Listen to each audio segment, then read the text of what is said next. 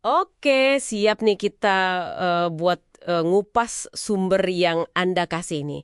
Kita mau coba lihat bareng-bareng ya soal perjalanan Homo sapiens ini. Gimana ceritanya kita yang dulu kayaknya biasa aja gitu di rantai makanan, tahu-tahu bisa lompat ke puncak.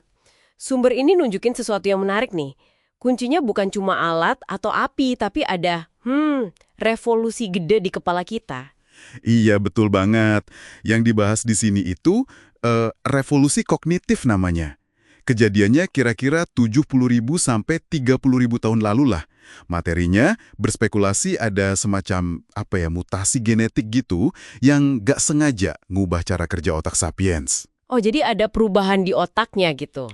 Iya, dan ini bukan cuma soal komunikasi biasa kayak awas ada singa atau itu ada buah enak, bukan itu aja.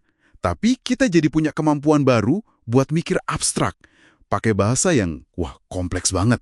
Maksudnya gimana tuh bahasa kompleks? Iya, kita jadi bisa ngobrolin hal-hal yang nggak kelihatan, kayak legenda, mitos, dewa-dewa, atau bahkan ya konsep kayak perusahaan gitu.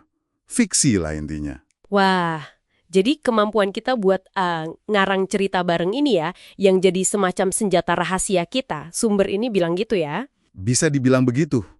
Kemampuan buat berimajinasi secara kolektif, percaya sama cerita yang sama, itu yang bikin sapiens bisa kerjasama. Kerjasama yang fleksibel gitu. Fleksibel, dan dalam jumlah yang masif.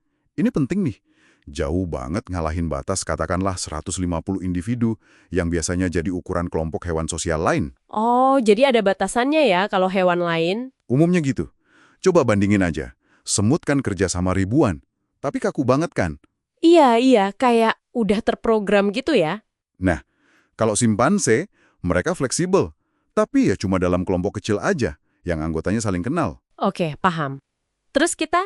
Kita, sapiens, kita bisa bangun kota, bangun imperium, sama jutaan orang asing. Kenapa? Ya karena kita sama-sama percaya sama, katakanlah, rupiah itu berharga, atau NKRI itu ada. Padahal kan itu semua cerita ya. Hmm, jadi konsep kayak negara, hukum, itu semua cerita juga? Menurut sumber ini, iya, konsep kayak negara, hukum, mau itu kode Hammurabi yang hierarkis banget, atau deklarasi kemerdekaan AS yang bilang semua setara, terus hak asasi manusia, uang, itu semua masuk kategori tatanan terbayang. Imagine orders. Imagine orders, oke. Tatanan terbayang. Secara biologis ya nggak ada dasarnya. Nggak ada itu gen hak atau kewajiban. Tapi karena kita rame-rame percaya, tatanan ini jadi nyata efeknya. Jadi nyata karena kita percaya bareng-bareng gitu ya? Persis. Kepercayaan kolektif inilah yang memungkinkan stabilitas dan kerjasama skala super besar. Tanpa itu, ya sistemnya bisa ambruk.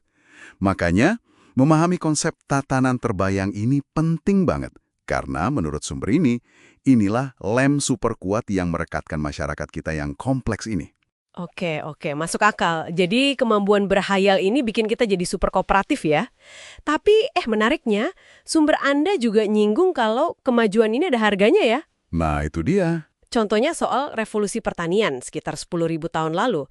Ini bagian yang cukup berani ya dari sumber Anda, nyebutnya penipuan terbesar dalam sejarah.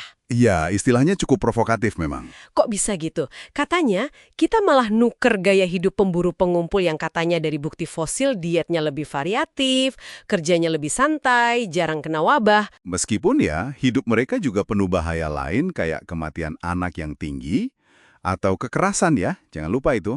Oh ya, bener juga. Tapi intinya, kita tuker itu dengan jadi petani.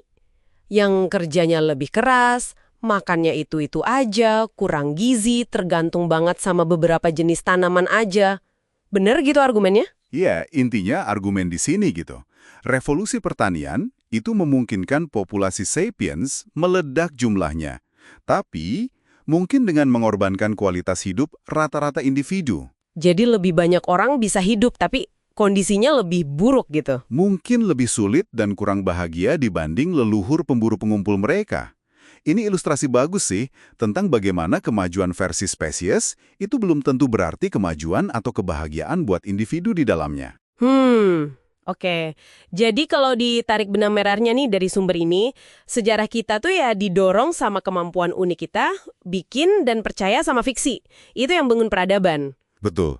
Tapi sukses sebagai spesies, itu nggak otomatis bikin kita sebagai individu jadi lebih bahagia gitu ya kesimpulannya. Iya, sumber ini ngajak kita mikir gitu, bahwa kebahagiaan itu, wah, rumit ya. Mungkin lebih terkait sama, kesenjangan antara ekspektasi kita sama kenyataan hidup. Oh, antara harapan dan realita gitu. Bisa jadi, atau bahkan mungkin cuma soal level biokimia di otak kita aja, serotonin, dopamin, dan kawan-kawannya itu. Bukan cuma soal pencapaian materi atau kemajuan teknologi semata.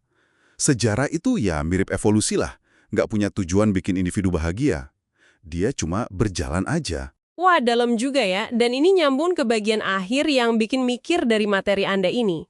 Sekarang kan Sapiens mulai bisa mendesain kehidupan. Bukan lagi lewat seleksi alam yang pelan-pelan, tapi lewat apa yang disebut desain cerdas. Iya, mulai dari kita beternak ayam ribuan tahun lalu, sampai sekarang ada rekayasa genetika, bahkan mimpi nyatuin otak sama komputer.